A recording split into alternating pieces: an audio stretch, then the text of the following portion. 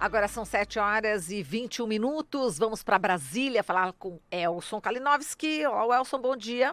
Oi, Marilu, 7h21 na capital do país, manhã de céu completamente azul, sem nuvens, aquele deserto de Brasília, termômetro na casa dos 22 graus. Bom dia a todos os nossos ouvintes, tudo bem?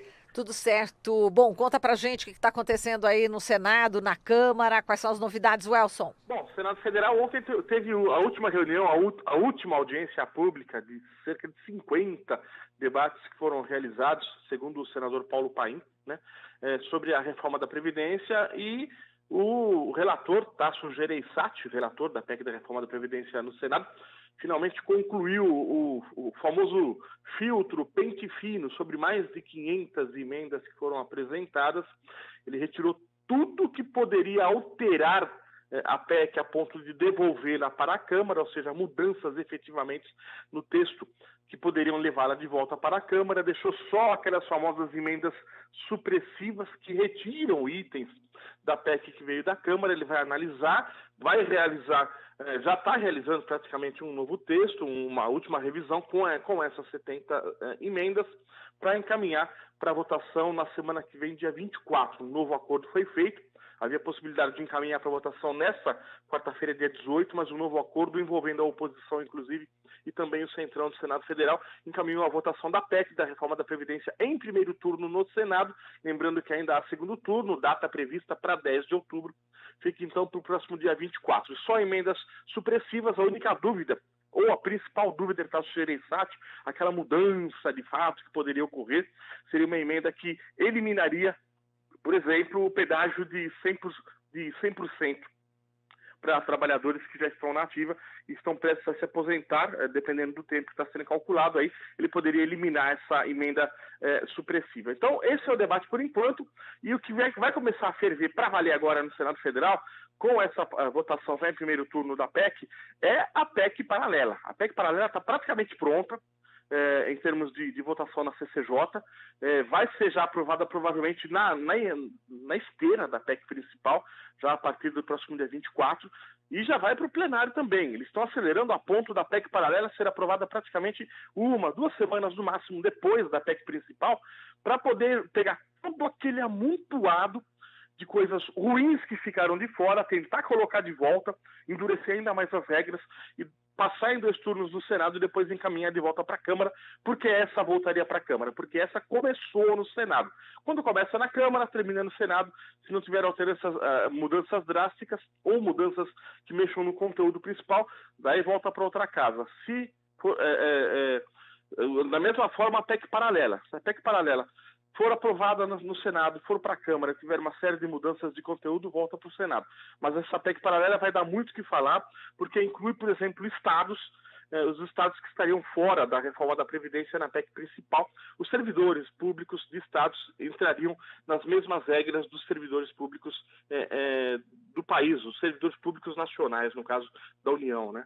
Então, o que acontece? A gente está acompanhando essa questão da PEC da reforma da Previdência no Senado, mas para valer mesmo, agora ela vai ficar meio que em banho-maria, vai pegar para valer na semana que vem, no dia 24.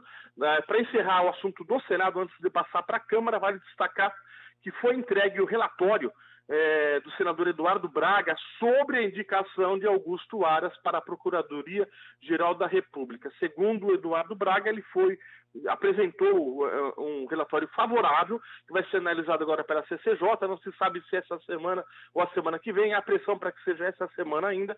E segundo o Eduardo Braga, o Aras prometeu colaborar, prometeu ser isento, prometeu defender o país, prometeu não ficar do lado do governo, é o que a gente espera. Vamos acompanhar isso com muita calma agora. Afinal de contas, ele sequer constava da lista tríplice, isso deu muita polêmica, continua dando ainda muita polêmica, né, Marilu? E podemos pular para a Câmara ou não? Não, é só acrescentando, você viu a última Vaza Jato, né, novo escândalo, né, que o Reinaldo Azevedo também divulgou, né, nesta segunda-feira, né, a procuradora Tameia Danelon, né, que faz parceria com o Modesto Carvalhosa, advogado, né, pelo impeachment do ministro Gilmar Mendes, né, e o Deltan falando, né, sensacional, manda ver, e o Aras está querendo colocar, não é isso, essa Tameia, né, para coordenar a força-tarefa em Brasília, né? Exatamente, seriam 2 indicados para ele. Um Procurador-Geral da República, exemplo de outros cargos de âmbito nacional, de cargos importantes, indica a sua equipe de trabalho, né? São aqueles que estão... É como se ele fosse um ministro e tivesse seus secretários, né? Como qualquer ministério. Tanto que o próprio presidente Jair Bolsonaro disse que ele tem um papel importante no tabuleiro do xadrez, seria, entre aspas, a rainha, alguma coisa assim. Se eu não estiver enganado, foi esse o termo que ele utilizou, né? Teria um cargo equivalente a ministro. Então ele também indica essas pessoas e tem essa polêmica de diálogos vazados pelo The Intercept, né? na série de reportagens da Vaza Jato, né? E essas pessoas que ele está indicando, pelo menos essas 2 por enquanto que você citou, esses 2 advogados, inclusive, estariam envolvidos num esquema escandaloso para tentar fazer o impeachment de Gilmar Mendes, com o apoio do Deltan Dallagnol e, de claro, toda a equipe que está por trás, né? Isso vai ter novos capítulos, provavelmente, essa semana ainda. Nós vamos acompanhar por aqui, viu, Marilu? Tá certo, vamos lá. De Câmara ou não? Vamos de Câmara. Vamos abrir com o CPI da Lava Jato, então. CPI da Lava Jato está na mão do Rodrigo Maia e ele disse que vai analisar ainda. Não pode, sabe, quem está lá é o presidente da Câmara, né? Mesmo que tenha o número de 171 assinaturas, que é o mínimo para se instalar uma CPI, ele disse que precisa ver se tem fato determinado, né? O pedido de CPI afirma que o atual ministro da Justiça, Sérgio Moro, aliás, o pedido de CPI encaminhado com as 171 assinaturas por iniciativa da oposição e da minoria, liderada aí pelo PSOL, PT, PSB, PCdoB, etc., né? Afirma que o atual ministro da Justiça, Sérgio Moro, e procuradores do Paraná, da Operação Lava Jato, tentaram usar a estrutura do judiciário para fins próprios e políticos. Tudo com base na série de reportagens e vazamentos divulgados e reveladas pelo site do Intercept, em parceria com com outras mídias, grandes mídias, né, jornais, TVs, rádios, etc. Já o Maia disse que precisa analisar com calma, ver se realmente tem o tal fato determinado. O detalhe é que a afirmação de Maia, Marilu, não sei se vocês concordam, os ouvintes concordam, ela é subjetiva, né? O que é fato determinado?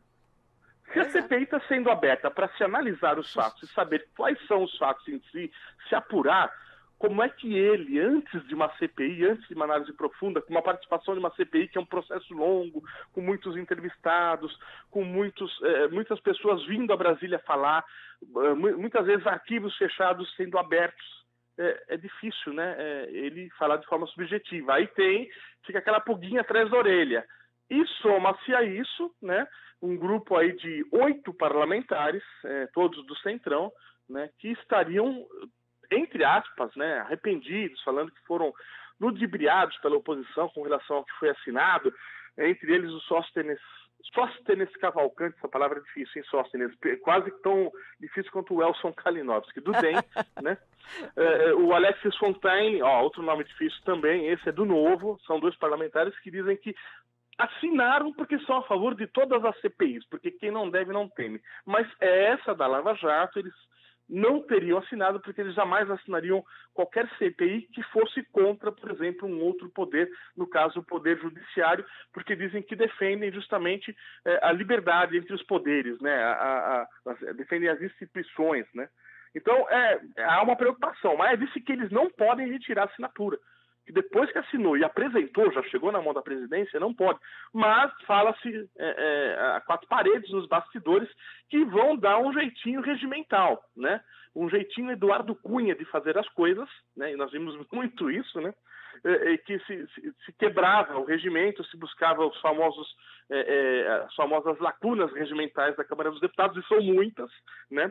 O Cunha demonstrou isso para nós, catedraticamente, literalmente, né? Então, essa preocupação da retirada de assinaturas. Se retirar 4 assinaturas, tem 174, o mínimo é de 171. Se retirar 4 e voltar para 170, não tem CPI da Lava Jato. Isso vai dar muito o que falar na Câmara dos Deputados. Inclusive, a oposição se reuniu ontem, por volta das 8 horas da noite. As lideranças da oposição, da minoria, fizeram uma reunião na Câmara dos Deputados. Infelizmente, eu não pude acompanhar em função do horário e de compromissos, até com o próprio jornalismo da TVT, né? Eu não pude acompanhar na Câmara dos Deputados e eles estavam realmente preocupados, segundo informações, com essa possibilidade de hoje ou amanhã ter algum fato novo sobre isso, viu, Marilu? E para encerrar na Câmara, que estou avançado da hora, 7 horas 30 minutos da manhã desta terça-feira, aqui tem um seminário hoje muito importante na Câmara dos Deputados, com 6 comissões que debate o tema artigo 5º, censura nunca mais, né? Para os deputados que pediram o evento, são vários parlamentares que pediram esse evento, desde a promulgação do texto constitucional, desde a Constituição, nunca foi tão necessário reafirmar publicamente esse direito, né, de não ter censura, né, da liberdade de expressão de todas as formas no país e principalmente nas mídias, principalmente em feiras, em eventos públicos.